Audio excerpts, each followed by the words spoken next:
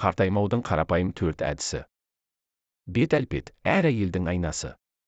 Бірақ жастықты сақтап қартаюдың алдын алу қиын. Ал шынында бетті күту қарапайым әдістерден басталады. Сонымен ол қандай әдістер, назар аударыңыз. 1. Ыстық су мен суық суды кезек араластырып жуыңыз. Температура өзгергенде беттегі қан айналымы жақсарады. Алдымен ыстық сумен жуыңыз, содан кейін суық сумен жуыңыз. Осылай бірнеше мәрте қайталасаңыз жеткілікті. Бұл процедураны таңертең және кешкісін қайталау керек. 2. Механикалық пилинг. Бұл өлген жасушалардан құтылуға көмектеседі. Сондай-ақ бетті тазартып, өңіңізді ашады. Үйде механикалық пилинг жасау үшін скрабты қолдансаңыз болады. Бірақ оны бөрткен теріге қолданбаған жөн. 3. Массаж. Бұл процедура беттің бұлшық еттеріне жан бітіреді. Әжімдер азайып тері жұмсарып, ісігі қайтады.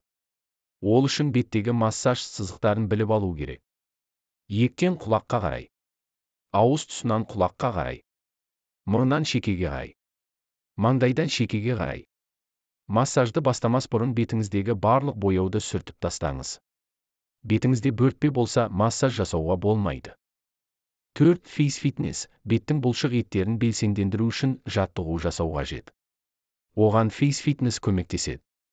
Бет гимнастикасын дұрыс жасау ережесін білмесеңіз бетіңізге зақым келтіруіңіз мүмкін. Сондықтан бетке жасайтын жаттығуларды алдымен тереңірек зерттеп алыңыз.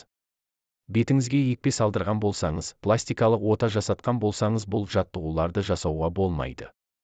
Видео ұнаса арнама тіркеліп, өз пікіріңізді білдіре кетіңіз. Сіздің ойыңыз біз үшін өте маңызды.